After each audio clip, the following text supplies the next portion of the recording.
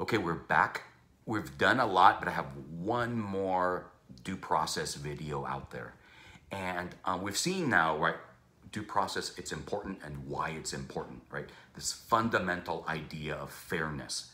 Then we saw that one component of fairness is the opportunity to be heard. Government has to give you a hearing before it can do anything to you. And next we saw burden of proof, that it's up to the party who's making accusations against you, whether those accusations are of a civil nature, tort lawsuit, for example, you injured me, or whether those accusations are of a criminal nature, you committed X crime. The burden of proof is on the person making the accusation. So in a criminal case, it'll be the prosecutor. In a civil case, it'll be the plaintiff.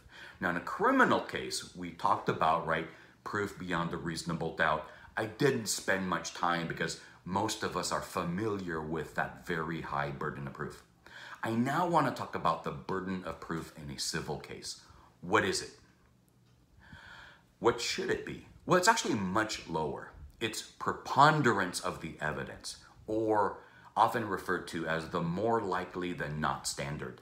In England, it's called the balance of the equities. What is the weight of the evidence? Does it point in favor of the plaintiff, or does it point in favor of the defendant? So it's a lower standard. It's the preponderance standard. I'll give you an example of the preponderance standard in action for those of you who are pro football fans, North American football fans. You may recall the AFC Championship game between the Baltimore Colts and the New England Patriots a few years back, when it was alleged that Tom Brady or the New England Patriots were basically tampering or underinflating the footballs. This was really controversial at the time, but NFL hired Ted Wells, a very respected attorney in New York City, a partner at a big law firm there. And Ted Wells, spent millions of dollars conducting an investigation, and his conclusion was, and I quote, that it was more likely than not that in fact either Tom Brady himself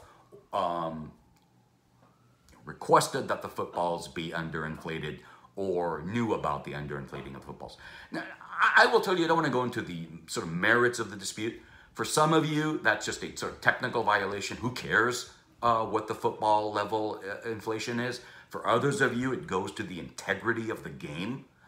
The rules should be the same for both sides, even if it's a dumb rule like the inflation of the football. Maybe there are some also good reasons for inflation of the football. Of course, if you really care about the inflation of the football, why is it that each team would be in charge of its own footballs, right? Let the refs be in charge, right? I mean, it's sort of a recipe for disaster if it really matters. But I don't really care about any of that here. I just want to show you what the preponderance of the evidence standard looks like. So when a plaintiff sues somebody in tort, hey, you injured me, or for breach of contract, or for infringement of property rights, trademark infringement, the standard is going to be preponderance of the evidence. The plaintiff will have to prove his case or her case by a preponderance of the evidence. If it's more likely than not that the plaintiff, in fact, has proved the facts of the complaint.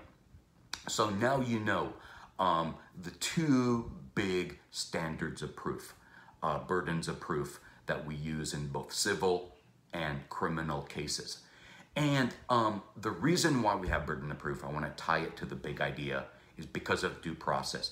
Is because it's not enough to make an accusation, you have to prove your accusation. You have to bring in enough evidence, whether it be testimony or documents or other things, photographs, etc., scientific evidence, as the case may be, to prove the substance of your allegations. And you have to prove it by a certain amount. And so that's why burden of proof is such an important aspect of due process, and why due process itself, treating people who have been accused of misconduct fairly, due process is a really important ideal. All right, thank you for your attention. And I still have one more video to do, and then we'll wrap up.